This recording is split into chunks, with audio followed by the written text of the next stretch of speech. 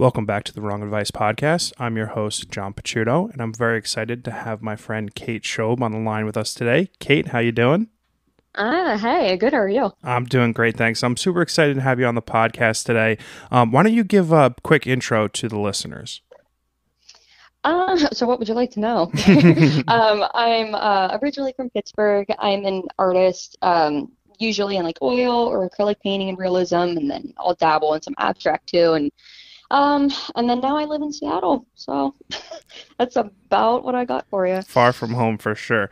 So, Oh, in advance of the overarching conversation we have about your art, I'm going to apologize for butchering like different types of mediums and no, techniques you're and good, shit man. because I have no idea what I'm talking about. But it's funny. I went back to Facebook to look because I remembered messaging you many years ago about I stumbled across your art online because I went to school in West Virginia. Someone that I Yeah. knew in Pittsburgh shared something that you did for either the Penguins or Penn or Okay. Pitt or whatever, and it was 2016. So I've been a huge fan Oh and my follower gosh. of your artwork for an extremely long time.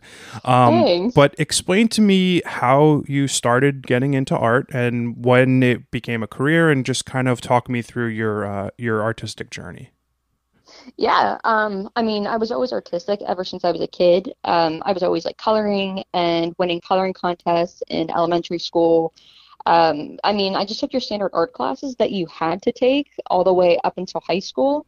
So everyone knew that I could draw, but I didn't start painting until sophomore year of Hmm. high school. And I originally actually wasn't even going to take art because at that Wow. time you had to actually take art as a class if you wanted to do it.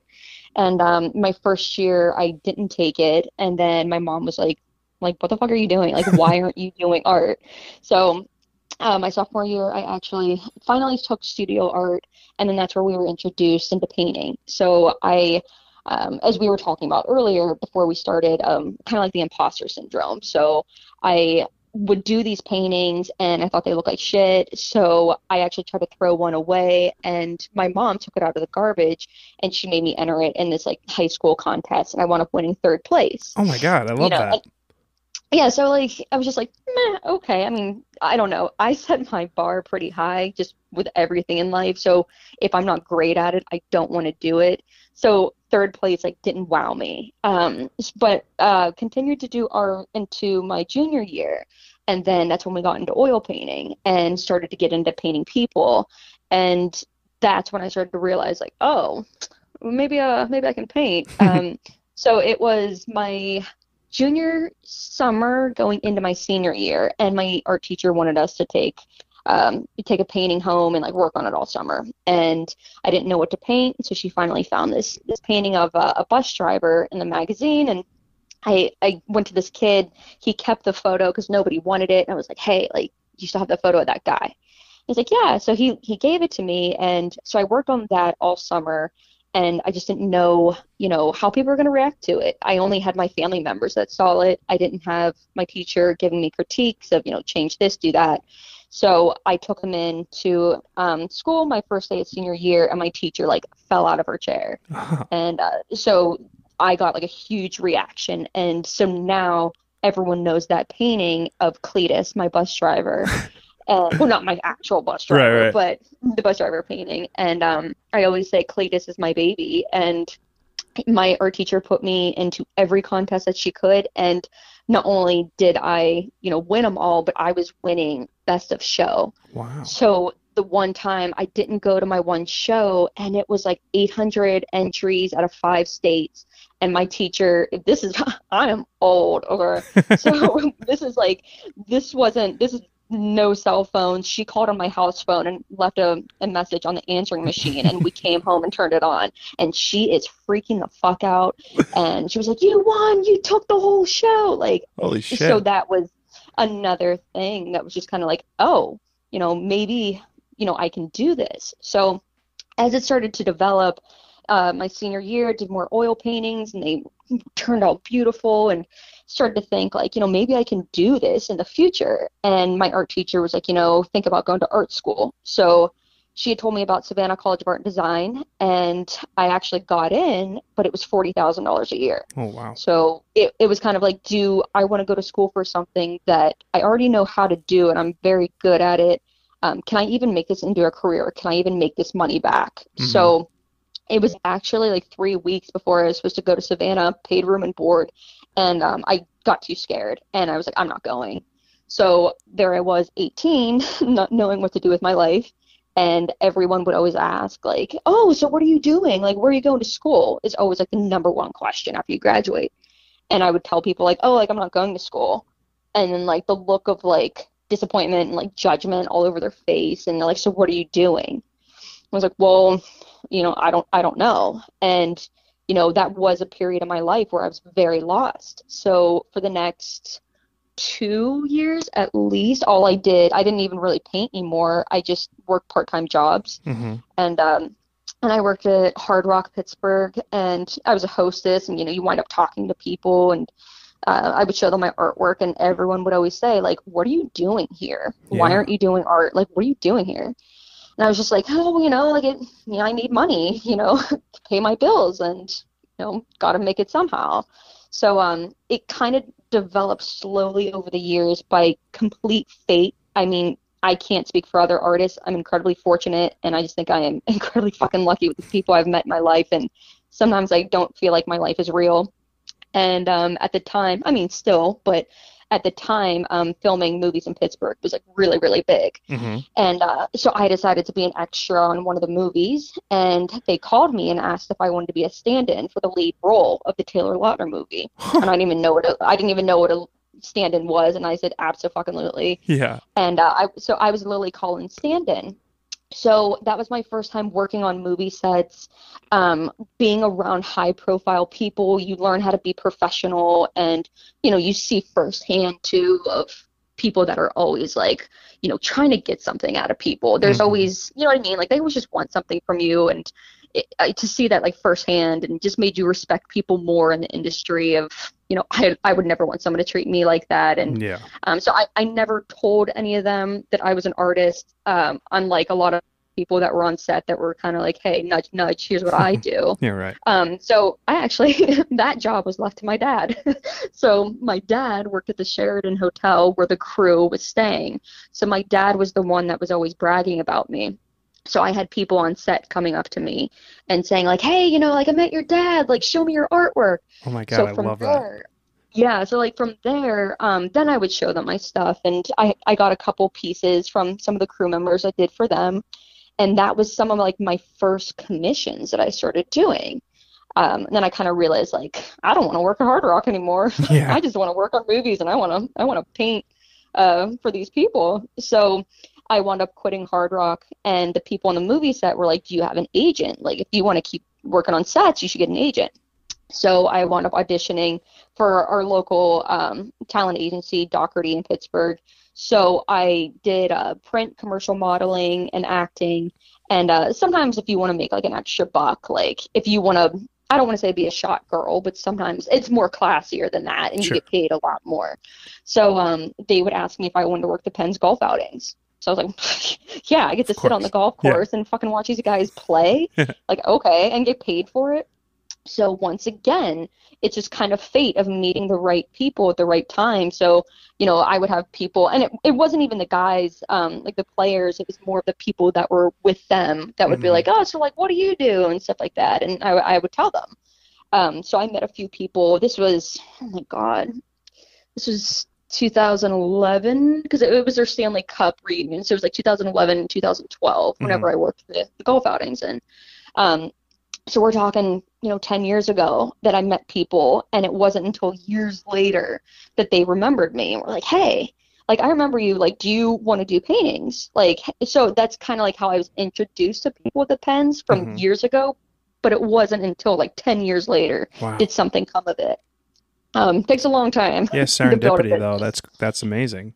Yeah. So just very fortunate, just met a lot of really genuine people that actually want to help you, and that's something that you learn in business as you go on, is people always want something from you. So it's always like, you know, what's the catch? Yeah, right. But I was very fortunate to just meet just really awesome people that just liked my work and just wanted to support me. So, I mean, for the past, what am I now?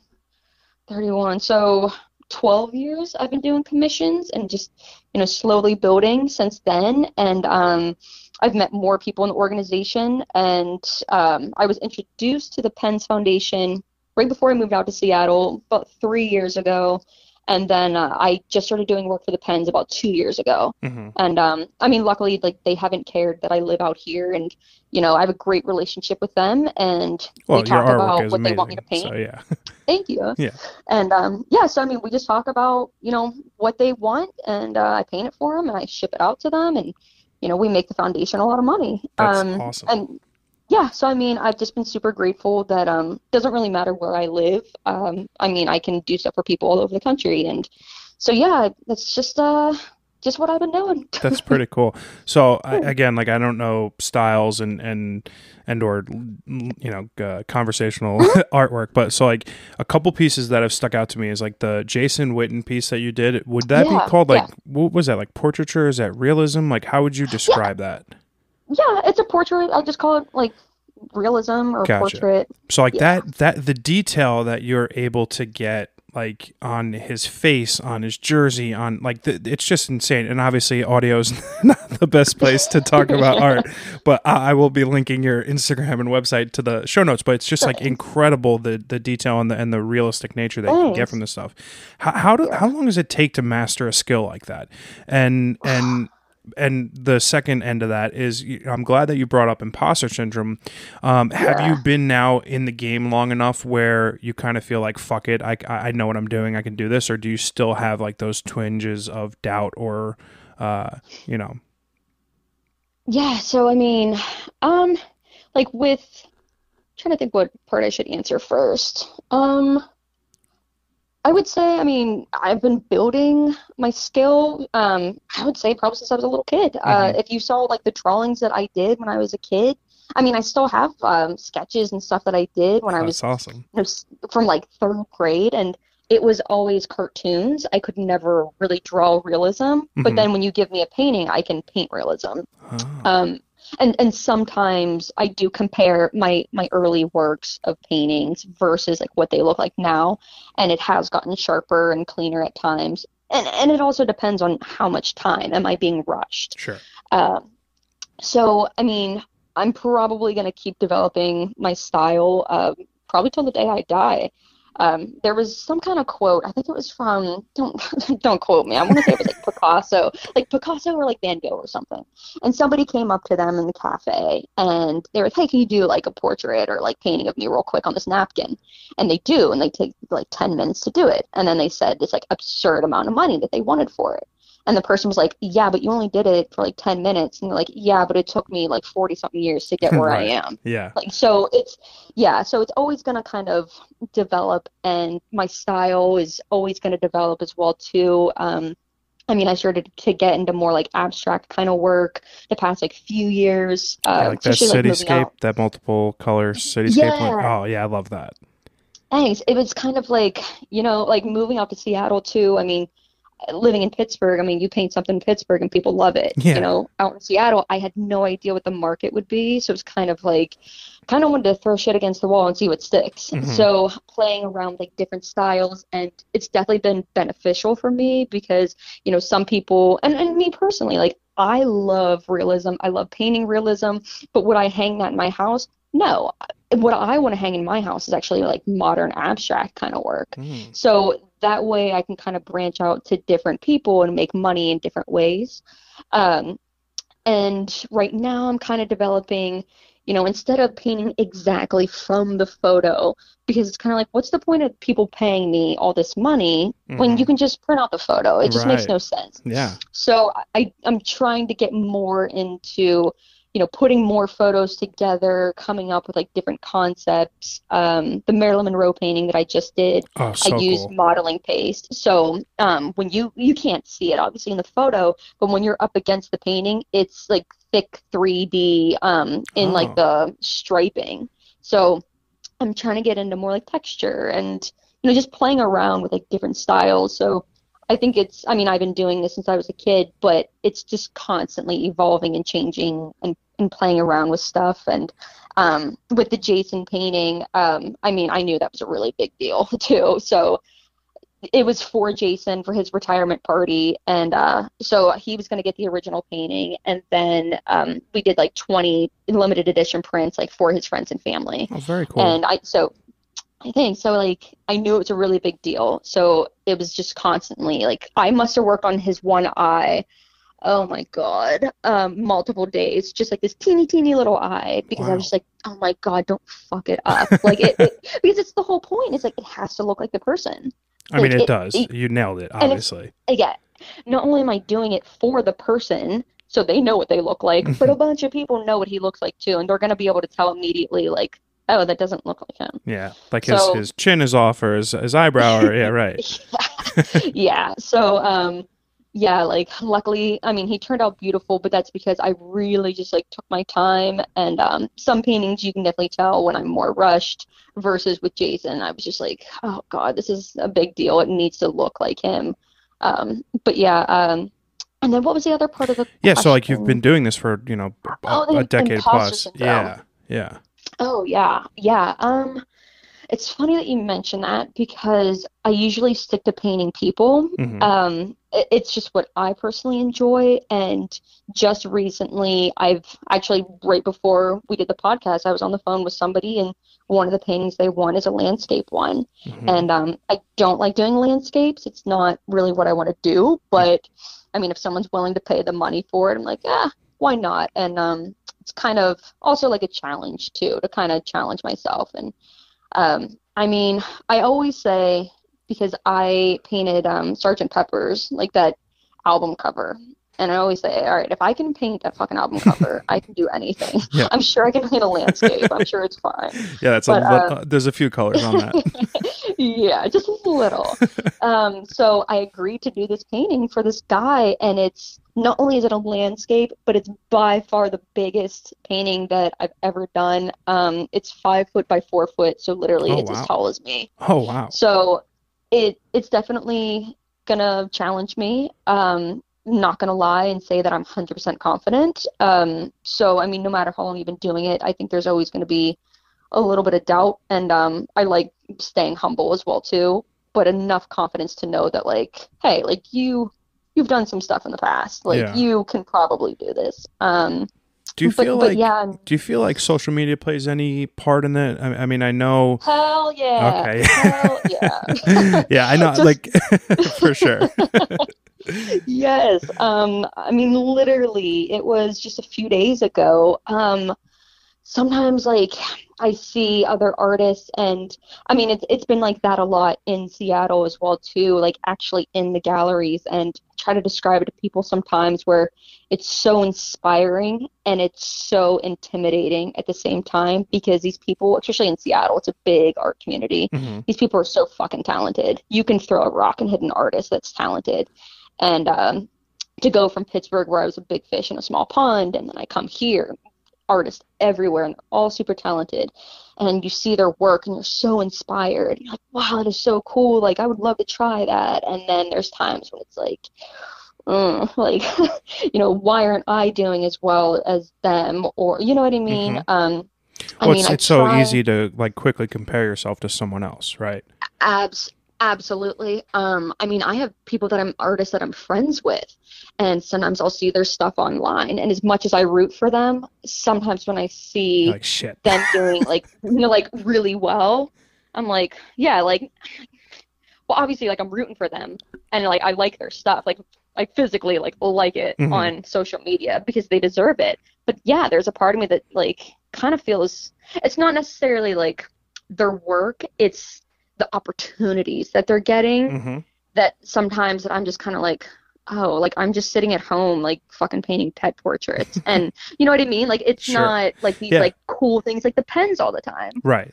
Well, I think that's I mean, it's the one double-edged sword of a creative career, because like I say a lot of people that I've spoken with on my podcast have been fortunate enough that they've found their calling at a very young age, whether it's art or photography or music or whatever it might be. And I kind of stumbled into all this stuff super later in life. So I'm 35, and it's really just in the last 5 years that I've picked up a camera and started doing photography, and it's like the thing that I love most in the world.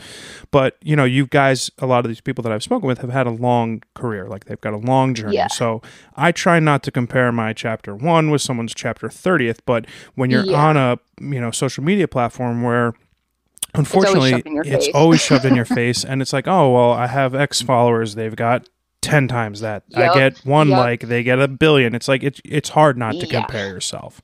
Oh, absolutely. My one friend David, he does a lot of stuff for the NHL, and once again, I actually met him at the Pens golf outing like 10 years ago, and he was doing a live painting.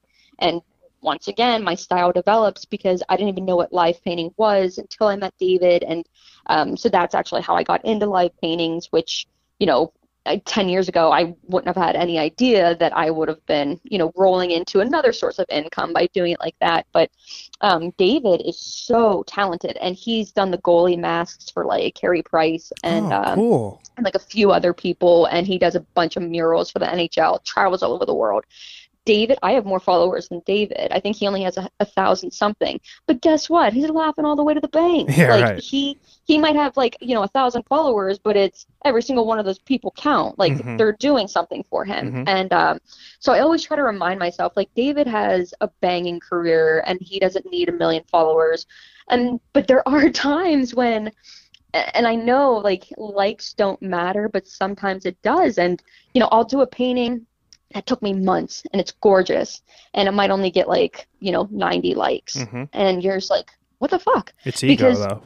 Yeah, it's ego, but it's also if people aren't liking your stuff, it doesn't mean that it's bad, but it's the algorithm of social media that it doesn't help me get extra work and reach out to the people that need to be seeing my work, that'll pay for it. So as much as I try to say likes don't matter, they kind of do, because that's how more people find my work, and that's how I get more work. I know. It's the duality of social media. Yeah. So I mean, it's definitely, it's funny. I think whenever I was doing my interview with the Pens, and I just did the ones for the hockey pucks, and I was telling David, the interviewer, with the whole imposter syndrome, if I saw another artist getting that opportunity to do limited edition pucks for the Pens, I would have been so fucking jealous, unbelievably jealous. But here I am. I'm the one chosen to get to do it. And I was just like, it's another job. Right. It's just another painting that I got to do. And yeah, cool. If you're going to be printed on pucks, it is. It's funny. If I saw somebody else doing it, I would be so jealous. And then when I do get to do it, I'm like, it's just another job, just doing my job. So I don't know if you've ever felt like that. I have. Yeah. It's the tough part about creative careers, because while I am and you are doing the thing that you love, it's still work. You still have good days and bad days, and there's still days that you want to go to work and days that you don't want to go to work, and there's still days that you are massively inspired to do your job, and other days that you're not. And it's just like any other 9 to 5. It just depends on your day. Did I sleep well? Did I drink too much? Did I have enough coffee? There's a plethora of things that kind of factor into that.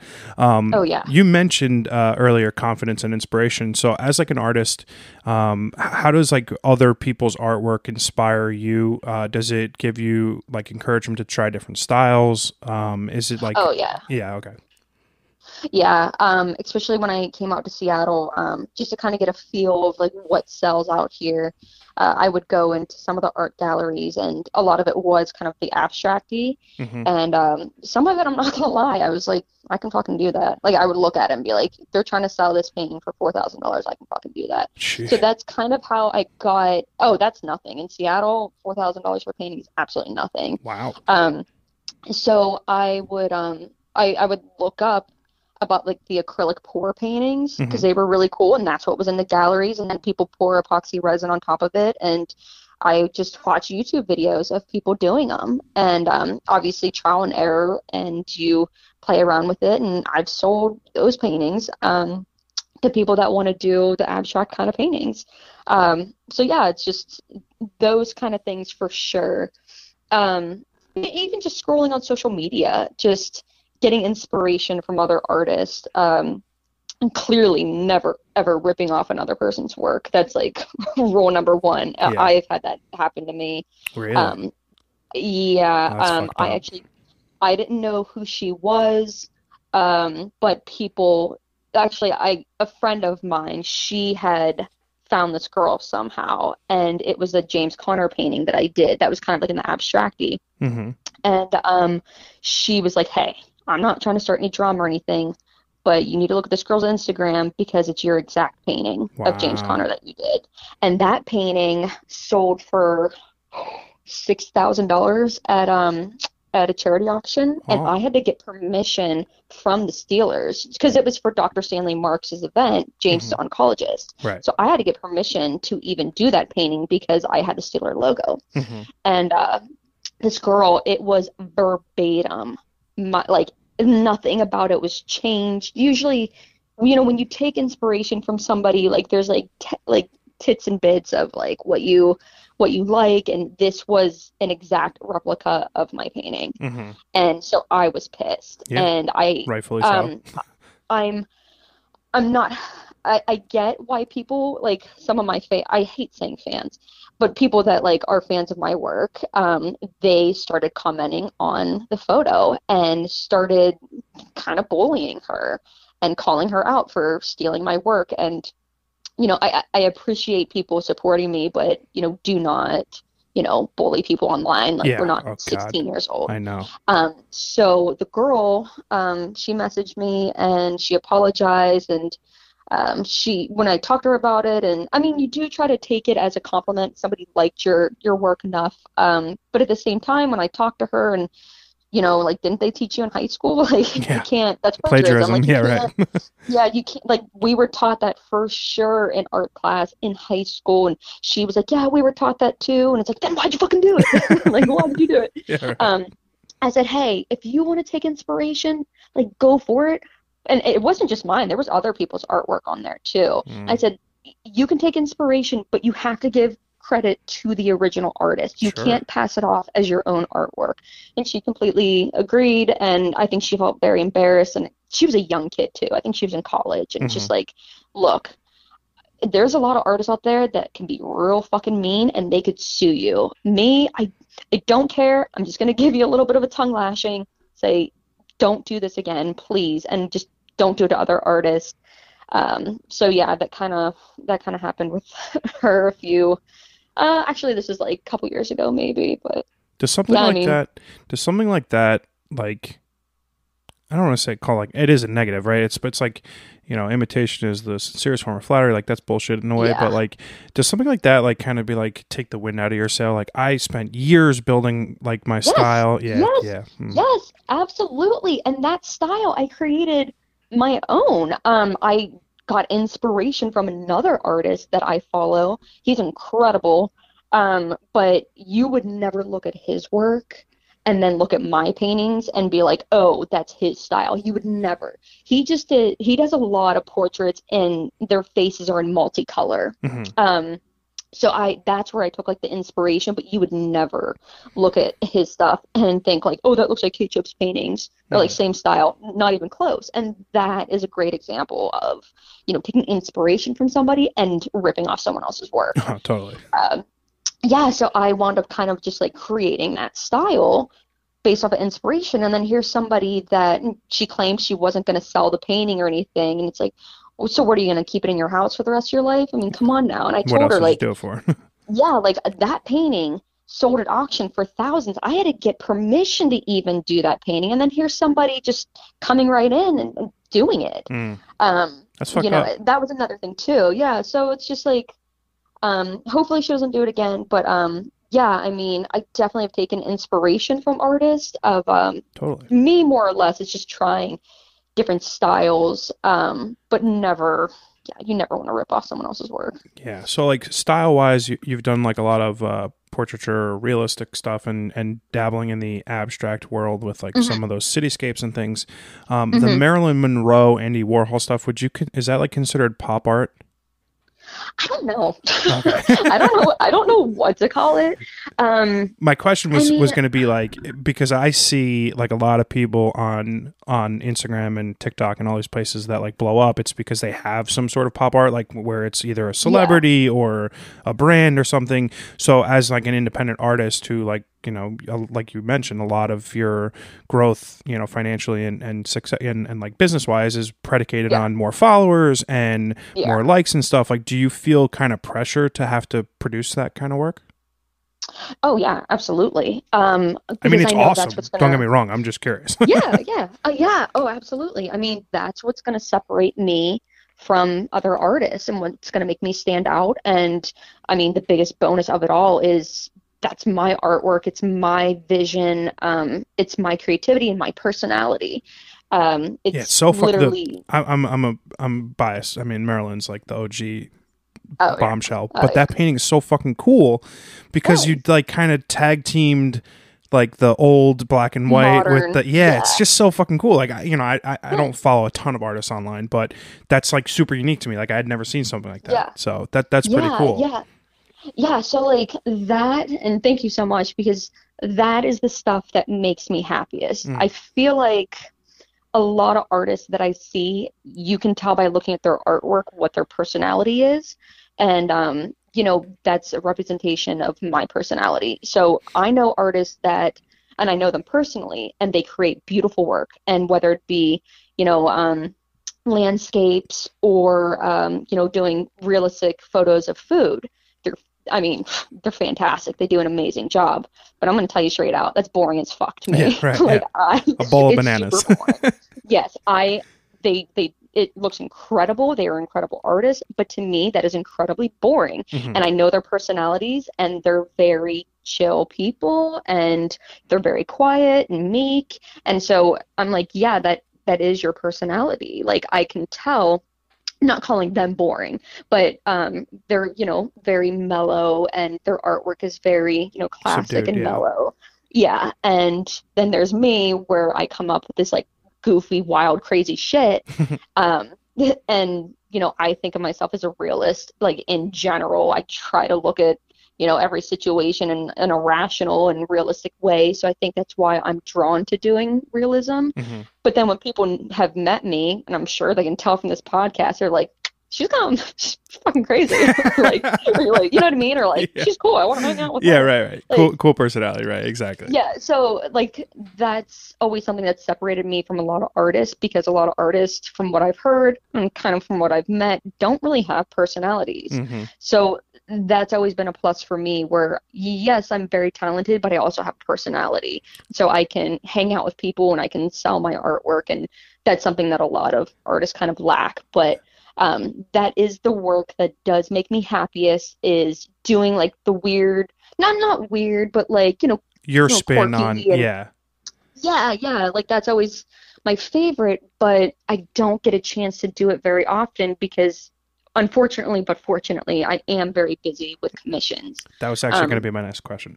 So I'm glad you said that. So like, how much of your time do you get to paint the things that you want to do, like that? I don't know if that Marilyn Monroe is a commission. Barely. Like how much time do you get between commissioned work and like passion work that you want to do just like for your own? Barely. Yeah, it's something that I do need to work on with like scheduling. But I know for a fact that doing pet portraits for people, do they pay my bills? Yes, and they've done it 10 times over, and I will paint pet portraits till the day I die. Yeah. But do they make me happy and satisfied? No.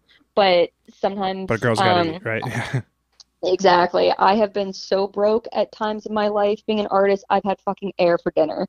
Like, I never want to go back to that. So if you want me to paint your dog, I will paint your dog. But yeah, I mean, I don't get as much time to do the things that I want to do. I mean, you can definitely tell my best pieces are when I had time. So when I had like Cletus and Flo, that's when I was in high school. I didn't have, you know, a fucking care in the world. You can do whatever you want. And then I would have like maybe 4 years that I didn't work on a passion piece that I wanted to do for myself because I was so busy doing commissions so I could pay my bills. Yeah. Especially out here in Seattle where it's super fucking expensive. Like you gotta keep it up. I did have like a small break for a bit there. And knock on wood, I'm very fortunate. The pens paid me very well. So I did have a nice cushion of like, all right, I can, take like a month off and actually have that luxury of turning people down or telling them I'm not working on something for, the next 2 months, so come to me in 2 months. I had that luxury. And so that's when I finally got around to doing Maryland. But now I'm kind of in that same boat where I just got a bunch of commissions for the pet orders, and I was going to work on an Audrey Hepburn one, very similar to what I'm doing with Marilyn Monroe. But then I just got that commission of this 5-foot, 4-foot painting. So it's like, And how long will something like that take you? I don't know. Okay. We'll find out because I've never done a painting this large, and I don't do landscape. So well, like Marilyn's pretty big. How big was that painting? She's 30 by 40. Okay. So yeah. Like a little less than 3 feet by Yeah. And how long did that take? That took a month? I would say I worked on her off and on for a month. If I actually was more disciplined, which I'm not, and actually woke up and had a set schedule of like, okay, from this time to this time, or 8 hours a day, I definitely could have gotten her done a lot faster than what I did. But I worked on her for over a month. But, some paintings kind of surprise you because one time when I did a Buckingham Nicks painting, it was 3 feet by 3 feet. And at the time, I was like, this is going to take me like 3 fucking months to do this painting. And I wound up getting it done in a week. So sometimes when your paintings are so big, the detail gets blown out. So it actually takes you less time because you're not doing tedious little details and stuff. Interesting. Yeah, so it's funny. So when I do the paintings for Pitt and their Hall of Fame paintings, I thought whenever I first started them, I was like, this is going to take me like forever. And the first painting that I ever did for them, I got it done, almost completely done in one day. And they're 16 by 20 black and white. So yeah, like it completely surprised me. So I was like, oh, I'm going to get these done like really fast. Detail depending, because sometimes the faces are like, tedious. They're like as big as, there's sometimes like with the photo, the face might be the size for like a nickel, and I have to paint like Dan Marino's face on a nickel basically. So when paintings get so small like that, then I might have to work on it for like 4 or 5 days as opposed to the one, because the detail is then so small. So it's tricky. Sometimes you think a painting is going to go really quick and it doesn't, and then sometimes you think this is going to take me forever. So I don't know how long it's going to take me for this big one, but I'm going to guess, and probably not as long as I wanted to, but yeah, I just need to start trying to make more time for my passion paintings because, that's what's going to make me stand out, and that's what people are going to be drawn to and want to follow me because I'm doing stuff that's completely out of the ordinary. And your own, versus, Spike the multi-poo. Yeah. How do you deal with creative burnout, and like because you're, I don't know if you do deal with it, but because you work on so many different kinds of paintings, whether it's portraiture, animals, cityscapes, etc. How do you kind of combat, that wake up, I don't want to touch a paintbrush kind of feeling? Oh, I just had burnout like 3 days ago. My friend texted me and was because they just did an article on me in the town that I live, and so he texted me and he's like, keep hustling, and I was like, I am, but the burnout is real. So like when I do really feel it, sometimes I do, just because I do burn myself out a lot because I work from home. It's hard to get away from your work when you work from home. Sure. So I just feel like I'm constantly working all the time, and I don't feel like it. I am. I'm working all the time, and it's not good. So when I do start to feel like that, I'm just like, all right, I'm going to take like a few days off. Or maybe, not go on social media as much, or I'm not going to answer these emails until tomorrow morning. Like there might be 5 of them, There were a lot of times when I was like really obsessive, and a lot of it is too, people message me on so many different platforms that if I go and click on LinkedIn, and just like look and saw that I had a message, then that notification goes away. So then I don't want to forget, you know, oh, this person messaged me. And same thing with like Instagram and all the other ones too. So I used to have a really bad obsession of like, I have to answer people back right away so I don't forget. But yeah, I mean, sometimes Talk about it's just like, anxiety inducing, right? yeah, like get off your fucking phone. Yeah. Like, so now there are times when I'm just like, you know what? I'm not going to answer until the next day, or I need to start setting rules of like maybe like Saturday and Sundays, like, you know, after a certain time, like it can wait. So I try to do stuff like that. I mean, I always feel like with burnout, take a couple days off. And then, I mean, hopefully a new fun creative painting like comes along that somebody wants, or obviously like when the pens want something and like, oh, okay. Yeah, right. Like it gets you excited again. That's cool. Yeah, but I mean, you know, the burnout is real. Yeah. It's for everyone. Yeah. Yeah, for sure.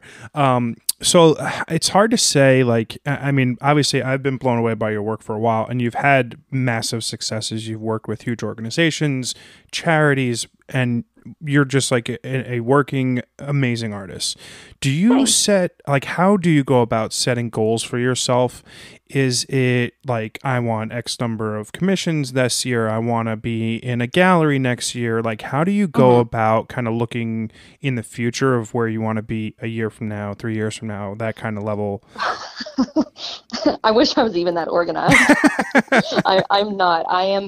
That is the part of me, of the artist, that is very lazy, and I'm very go with the flow. And I mean, my sister's a teacher, so she has, you know, she used to live in DC, so when she used to come back to Pittsburgh and visit for fucking like 2 months before, she'd be like, what are you doing on this date at this time?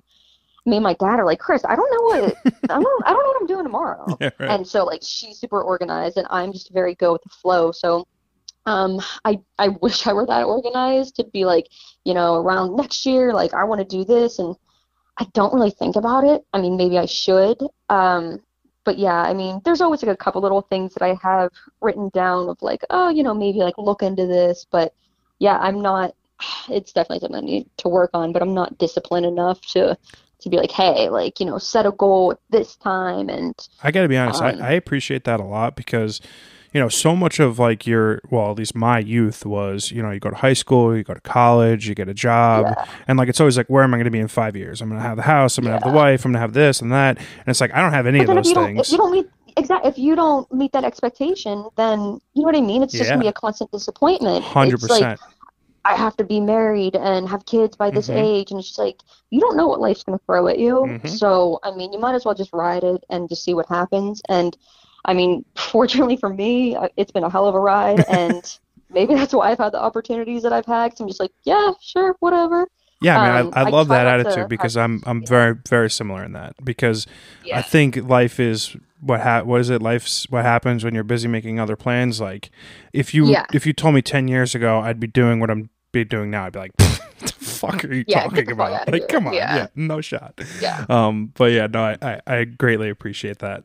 Talk to me about like your support system. Like, obviously you have got a nice family. Like, they kind of you know, pulled your painting out of the dumpster at a young age. How much does their you know, support and love like give you the confidence to be like successful in the work that you do today and like throughout your career? Yeah, absolutely. I mean, when I look back on it, I had the immense privilege of deciding not to go to college, and my family did not care. Like I said, my sister, she's very organized, and, you know, she wants the white picket fence. I have to be married by this time. I have to have kids at this time. We are completely opposite in that aspect, and my family knows that's Kait. You know, I'm the wild card. Like, Kait does whatever Kait wants to do. So, like, you know, running off and getting married and, you know, going to Vegas or something, getting married, like, they wouldn't expect anything less of me. Like, oh, you did that? I'm just... No. Oh, I was like, oh my God, that's so fucking cool. No. Well, I mean, like, we did get married in the courthouse. Oh, that's awesome. Before I moved to Seattle. Oh, that's great. Like, my family knew about it. Right. You know, like, once again, like, me and my sister is just so opposite that, like, my family just knows Kait's going to do what Kait wants to fucking do. So, I mean, they don't expect anything less. So the fact that my sister, you know, went to college and like everything, like, I was complete opposite, and my family did not care at all because they knew, one, Kate's going to do what Kate wants to do. You can't tell her what to do.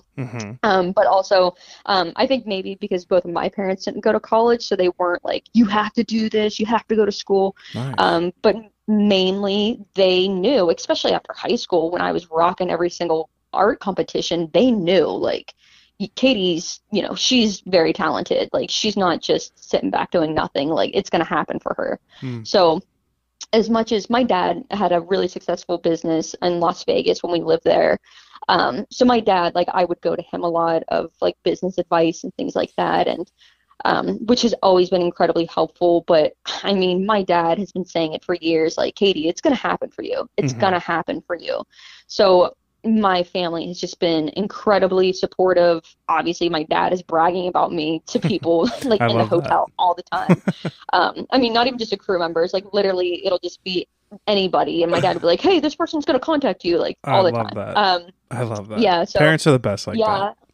Oh, yeah. I mean, my family's just been absolutely supportive, and my husband, of course, is like super supportive, but he stands back more because I'm like, don't tell me how to run my business. And he's like, I not that like I say stay out of my business, but I'm more of like, hey, like when I want your opinion, like I'll ask it. But when I'm bitching about something, I don't need you to be like, well, you need to do this. Like he stands back and he just listens. And then when I ask for his opinion of like what should I do, like then he gives it. But yeah, he knows too. Like Kate's not like when he tells people at work about me and they're like, oh, she's an artist, and he's like, yeah, he's like it makes it sound like it's cutesy, and he's like, no, she does shit for like professional athletes in the pens, like she's an actual artist. Like he knows too, like it's a serious thing. It's not arts and crafts at home, right?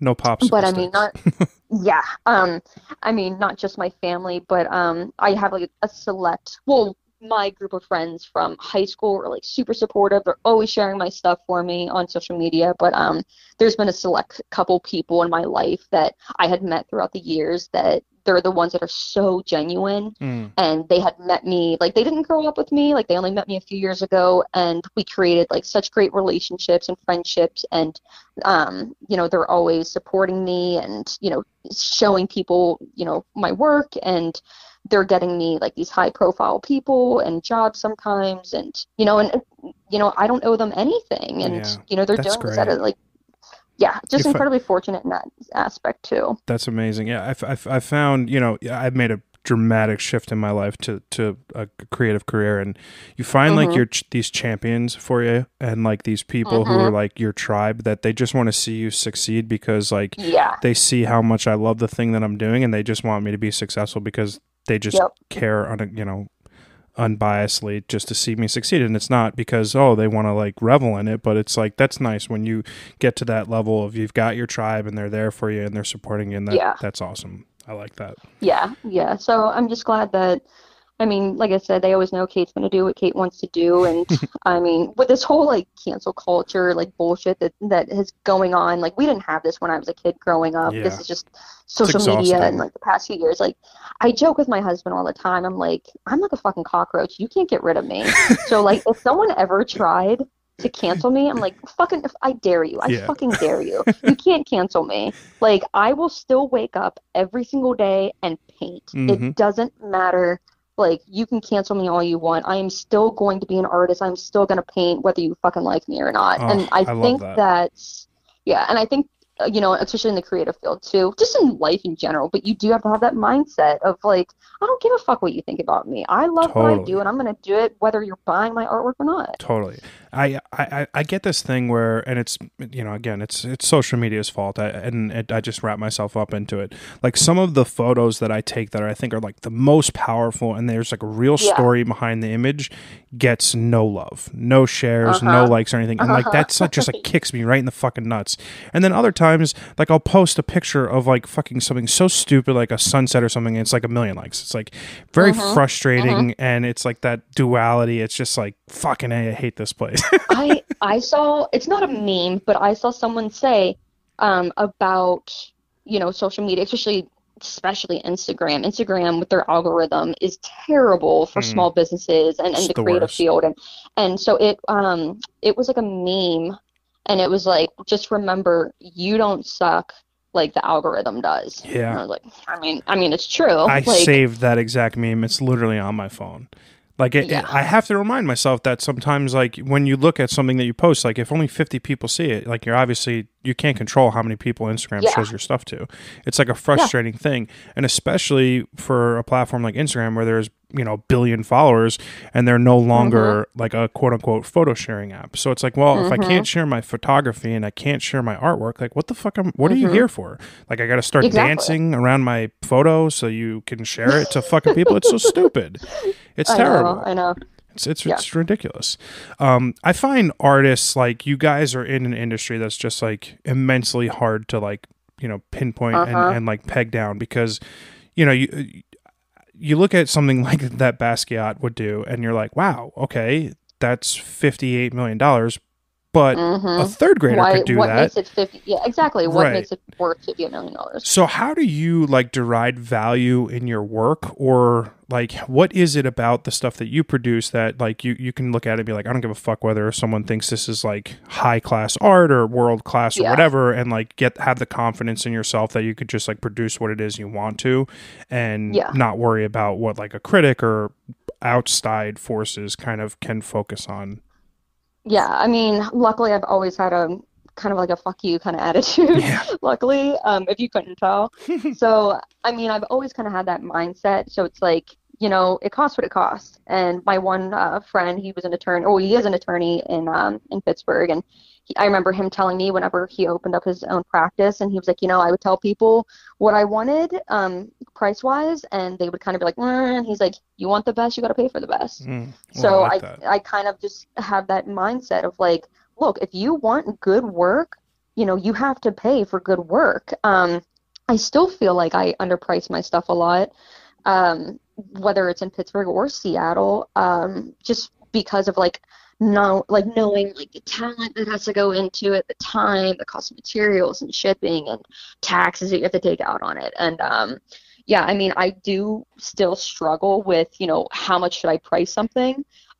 Especially going from, I actually had this conversation with a girl. I was dropping off pet portraits to her today, and I was talking to her about it. And, Pittsburgh is very blue collar. Mm-hmm. So the cost of living is a lot lower than what it is in Seattle. And it just in general, it's not a huge art scene. Mm-hmm. So people, unlike Seattle and Pittsburgh, are not so fucking rich that they're just walking into galleries and saying, I'm going to buy a $10,000 painting today. Yeah, right. They don't do that in Pittsburgh. People don't do that. When I tell people my prices, because I did have to raise them coming out here to cover my cost of living, the vast majority of people that do come to me still are from Pittsburgh. Mm-hmm. And when I tell them my prices, they either ghost me or I appreciate when they say, hey, that's out of my price range. Yeah, I mean, I said that to you. Yeah. We've had that conversation. Yeah, absolutely. Absolutely. So, I mean, I totally get it. And I don't blame them at all because Pittsburgh's a blue collar city and they're not making the money that people are in Seattle. And I totally, totally understand that and I get that. So I did have to raise my prices a little bit more living out here just to cover my cost of living. And, am I a fucking millionaire? No. I'm just doing enough to pay my bills and graciously and luckily, enough that I do this full time for the past few years now. Yeah. And I work part-time jobs anymore. But, I just have the mindset of, you do have to price it enough to at least cover your bills or, it costs what it costs. And if people can't afford it, it is what it is, Mm-hmm. On to the next one because, but I did struggle for a long time in Pittsburgh. There were times, I think there was like 3 times building up throughout the 10 years that I went negative in my bank account 3 times. Yeah. While paying for a brand new car and paying for an apartment and all my other bills. And you're like, how the fuck, like, what do I do? So it was, and partially because instead of me working on commissions, I took the time to work on a passion painting instead, and I wasn't bringing in money, and that's why I was going negative in my bank account. But I luckily now have built up enough, credibility that, on to the next one. If somebody can't afford it, it's totally fine. I'm going to have like more people probably this week email me and ask for a painting, and 1 out of 10 are actually going to go through with it. But And that's good. And for then a you get long to pick, time, and you get to pick your projects, right? You get to, yes. that's Yeah, awesome. now I do. Yeah. Now I Well, do. that's the dream, right? Um, yes. Because of, larger corporations that pay me, like the Pens or Pitt, I do have that luxury of being like, I don't want to work on that Mm-hmm. project. Sorry, like I'm gonna pass. I'll usually send it off to somebody else, so they're Oh, not left that's in the nice. dust of, Yeah, that's great. yeah, like I don't want people scrambling to try to find another artist. I'll refer like my friends, so that way, like, hopefully like my friends make money. Mm-hmm. But yeah, I mean, I'm just fortunate right now that I do have that luxury, but it was not like that for a long time. It was, I could, I took on any project that I could, take what you can get, whether you like it or not, because you Mm-hmm. need to pay your bills. Sure. But yeah, luckily now I have enough people contacting me that, it is what it is. If you That's can't great. afford it, the next person will come around. But hopefully it always stays like that. Mm-hmm. But I mean, God willing, right? that's, yeah, that's, being in the creative field, and I'm sure you know too, like, we're not needed. We're jobs that are not needed. We are Totally. luxury items. So yeah, sometimes it is scary because, Especially in yeah, the last people, year. oh, absolutely. I thought when the pandemic hit, I had no idea what was going to happen. I thought I wasn't going to get any work because I thought a lot of people were losing their jobs. Who's going to want to pay for art? It's a luxury item that you don't need. And by the grace of God, it was the busiest time that I had Oh, probably in, wow. the last few years. Yeah. I'm so I surprised to had hear that. That's so awesome.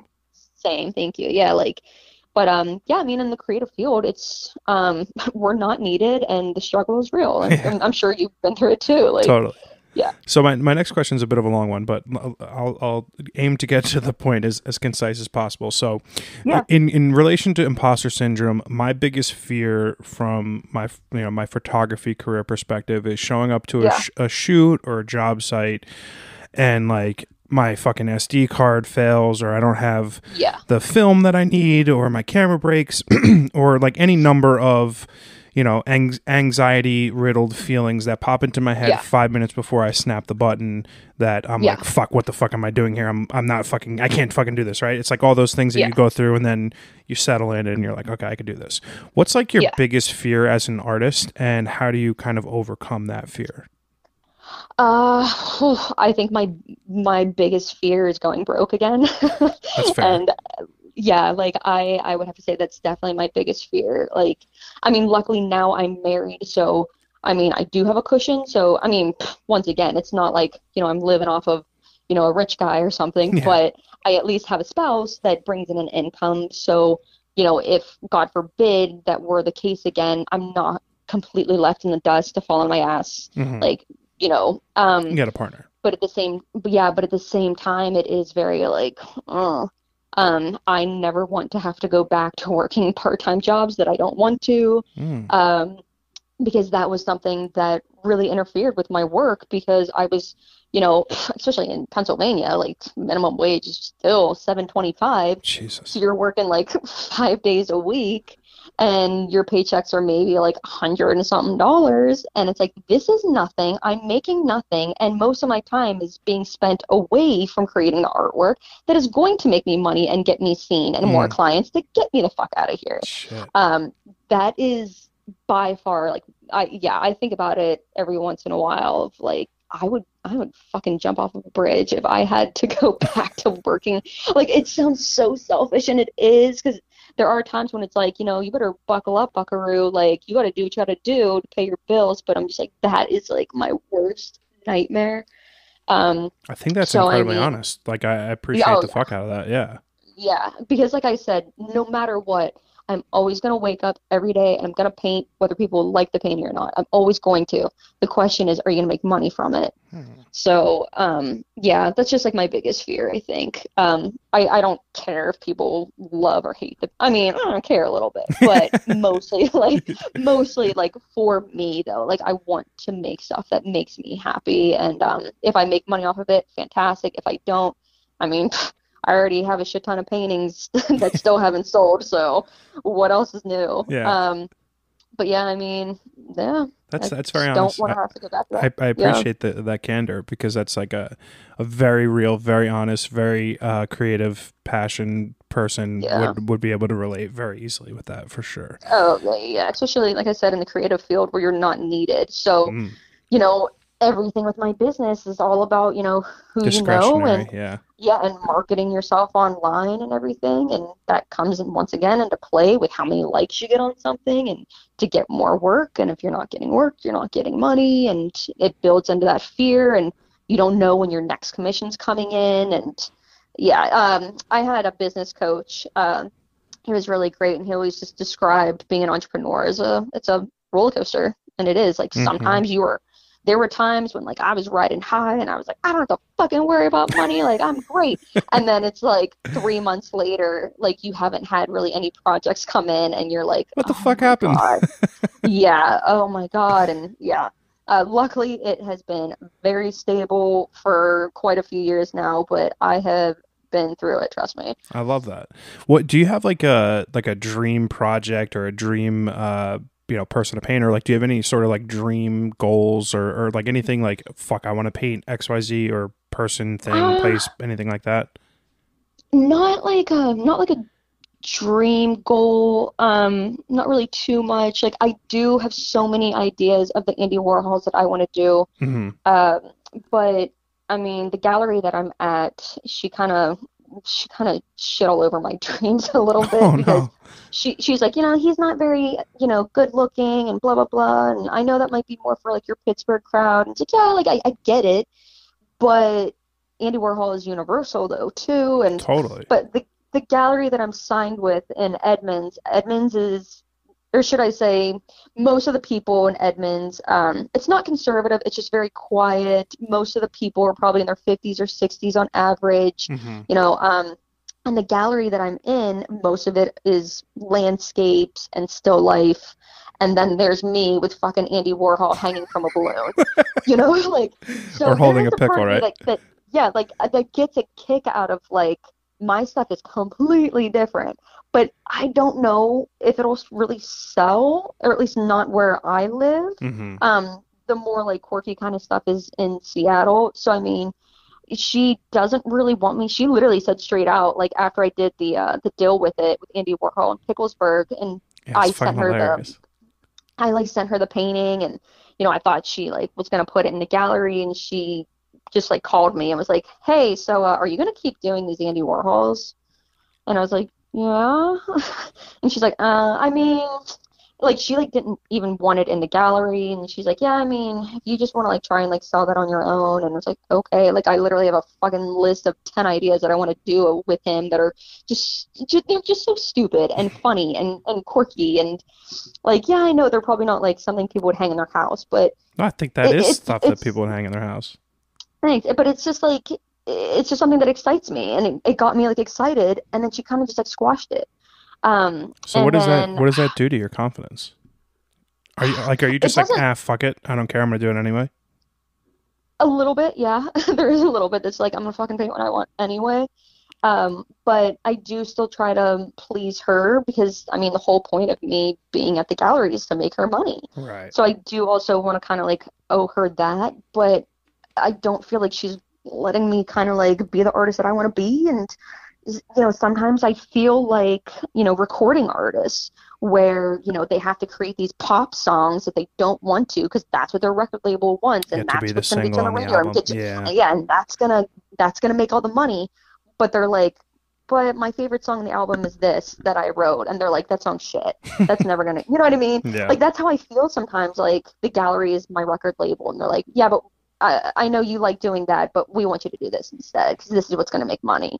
Like that's how it feels a lot of times, and it's like I just want to be the artist that I want to be and do the stuff that's going to make me once again like stand out from everyone else. But yeah. So I mean, she kind of been squashing my dreams a little bit there. So that's why I did like the Maryland, and I'm gonna do like the Audrey Hepburn, to kind of, make her happier. And people seem to like it too, and I it mean, they're still gets the sick. kind of I mean, like, yeah thing. I think they're, I don't know if like, whatever, like design wise or artistically or style wise, they're like the same thing, right? But they're Yeah, both fucking awesome. Like, yeah, sign me up for a print of either. I'll take one. yeah. And Totally. she just thinks like people around here wouldn't want Andy Warhol because he's ugly. It's like, I get it. I get it. Marilyn Monroe is hot as hell. I totally get it. That's pretty So it's funny. like, yeah, people would much rather look at her than him. Sure. That's fair. So yeah, and then other goals right now, like for a long time, I really wanted my stuff printed on merchandise. So I did start doing that on like the one website. Obviously, I would love it to be in stores and stuff everywhere else because that's more revenue coming in from different places. Mm-hmm. I've played around with the idea of maybe licensing my art. So like the Pike's Place painting that I did, he's beautiful. I love him. And that's the fish guy? Seattle.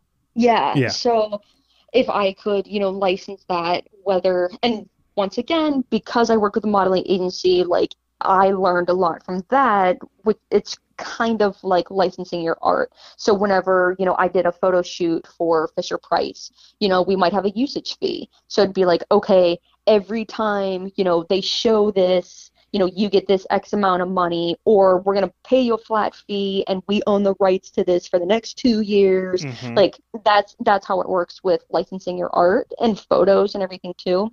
So I do have that goal of like, I need to look into licensing it. So that way, if a company sees it and they love it, they can buy the image and pay me a flat fee or whatever it is. And they can print it, on puzzles, whatever they want for however long they want.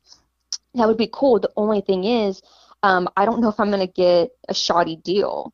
So, because I don't know anything about it. I don't know what's a good deal and what's not. Yeah, I'm not big in the puzzle game, but it sounds like it could be cool, just right? In general, just in general with, licensing your art. Like, I just don't know if they're like, okay, Kate, we're going to take, a 60% commission off of, how many things are sold with your image on it. Like, I don't, you know what I mean? Yeah. So I want to find a lawyer that I trust, or even I have like a couple people that I know that maybe I can just ask their advice of like, is this a shitty deal? Mm-hmm. Because I would love to do this. And that's how, like, if you go into, like a Toys R Us or something, RIP Toys R Us, but like you see all the puzzles. Well, somebody, bought the image so that way they can then print that on, the box and make it into puzzles, and that photographer or artist, whoever they were, is getting this percentage of every time that's sold. Yeah. So it's amazing how much goes into like a creative career that goes like so wildly beyond like the 500 hours or whatever it is for you to produce something. Like it's things that like nobody talks about that, this also, in my opinion, leads to a fair amount of creative burnout, dealing with like emails and money, and it's just like, Jesus Christ, I just want to take fucking pictures. Oh yeah. I've seen quite a few artists post about it, and that definitely leads to burnout too, because not only I've even posted about it too, of like, look, I'm not just sitting at home doing the paintings. I'm also sometimes, I'm a fucking carpenter, I'm the secretary, like I have many hats that I have to wear. I have to do all my own marketing. I have to go out there and like meet people and do all of that. Like it's not just painting. So, most of the time I'm building the box just to even ship the painting that I even created. Like that sometimes takes a couple hours depending. And, that's how you can definitely get a lot of burnout, because I am not making millions of dollars. Not to say you need to make millions, but I'm not making enough money to where I can have an employee, or I don't have enough work coming in that I would have an employee to pay them to do some of that extra work for me. Totally. So a lot of us artists, we take on all the hats, and it's exhausting. Like owning your own business is exhausting. Yeah, good times. Burnout's real. Yeah, no, for sure. Oh yeah. So I'd like to spend every little last bit of every podcast kind of just doing some rapid fire questions. Like some are easy, some are like a little bit deep. You don't have to like spend a million minutes answering each question. They're just meant to be funny, straightforward, and or thought provoking. But my first question for you is, what is your favorite book? I don't read too many books. Oh my gosh, I don't know if I've read a book in a long time. I feel terrible saying this. I don't know if I can even answer because I can't even remember the last time I even read a book. Fair enough. Favorite movie? Oh God, there's so many. There's so many. Most of them are probably comedies. Um, I would say my top favorite movie though is Mrs. Doubtfire. Oh, fuck yeah. So good. Uh, it's to me, it's just everything from start to finish. Like it's funny, it's wholesome, it's fucking sad and it's deep and it's real. Like it's one of my absolute favorite movies. But like I just recently just rewatched like all the Austin Powers movies because they're on Netflix and just like there's so many. I'm a huge movie buff. Me too. I see I've watched everything. Titanic, yeah. So like I've watched Titanic like 20 times and I actually paid for it like accidentally twice on like yeah, and I was like that's not I own, yeah, and I like, I have such a huge movie problem. I own literally 200 movies on Apple yeah, TV or whatever. Like, I'm a fucking moron. And I've got like 1,500 yeah, DVDs.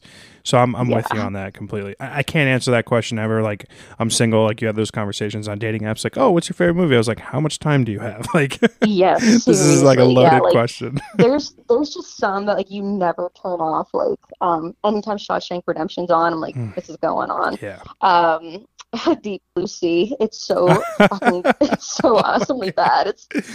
Like my movie taste is everywhere, but I would say like comedies usually is where like Nice. some of my favorites are, yeah. Nice. What's your favorite food?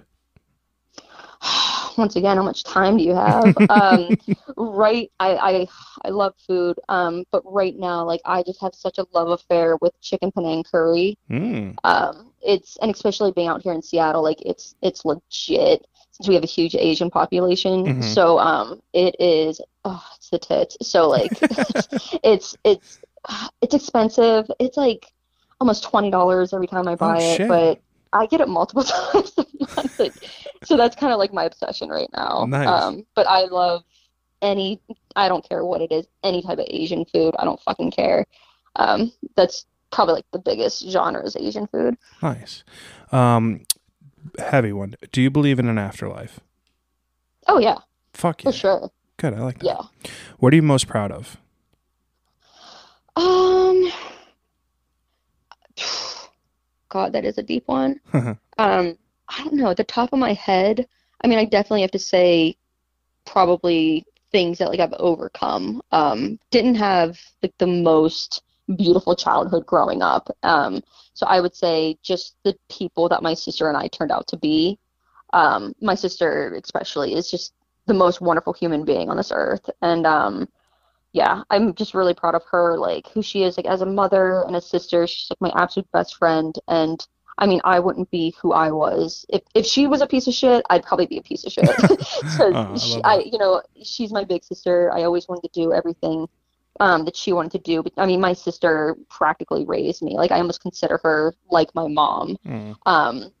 So I would say just by the grace of God of how we've turned out with the shit that we've been through growing up. I mean, even into like my 20s too. I'm just proud of myself too of just how independent I've become and what I've accomplished coming pretty much from nothing. Mm. I love that. That's awesome. What's Right. the best piece of advice you've ever given or you've ever received? Oof. My dad has given me a lot of really good advice, whether it be about life or business. One of my always go-to is my dad, like he had a landscaping business in Las Vegas. And I mean, back in the day, we're talking no cell phones. If you wanted to market, you had to put it in the paper or Hmm. go door to door. And, you know, my dad always said to me, you know, people aren't going to come knocking on your door and saying, hey, you do paintings, right? He's Mm. like, you got to get your ass out there so people can find you. Hmm. Obviously, it's a lot easier with social media. I don't even have to leave my house, but that was always like a really good piece of advice. And, you know, just the lessons that, you know, my family, especially like my dad had taught us of, you know, being a good person and how you treat people and having respect and just, yeah, stuff like that. I love that. Okay, last one. What's one recommendation for something that you've consumed lately, either movie, book, podcast, TV show, just literally something that you've watched or consumed lately that you recommend for everyone who's listening today? Oh, I love, this is so bad. I love true crime and serial killer podcasts. So, so when people look at my artwork, they have no idea this cute, sweet painting of somebody. I have been listening to so many people that are unfortunately getting murdered and terrible, terrible things that have been happening to them. And I listen to all of that. I mean, I think it's just a woman thing, probably because most women are the victims. So I think we find a fascination with, how to protect ourselves and things like that. And I'm trying to think specific ones. I mean, me and my husband are obsessed with like Forensic Files. I already crushed there's like 9 seasons and I have crushed it. Anything that's like true crime on Netflix. Nice. Podcasts, yeah. Very cool. Kait, thank you so much for coming on today. I enjoyed absolutely. I enjoyed our chat so thoroughly. I mean, I kind of had an idea that you were like this incredible badass human being, but like after having this chat, I couldn't been proved myself more right. Thank you. You got to see it crazy firsthand. Pictures on Instagram only say so much. What can I say to people? When you actually fucking meet me, they're like, "Oh my god." I mean, it's funny. Expectations and reality. Yes, you're right. You're like this short little person and like bubbly in images, and you're just a badass. It's awesome. I'm so appreciative of your time. I'm such a big fan of your work. And thank you so much. Thank you so much for coming on today. Yeah, thanks so much for having me. No problem. Take care.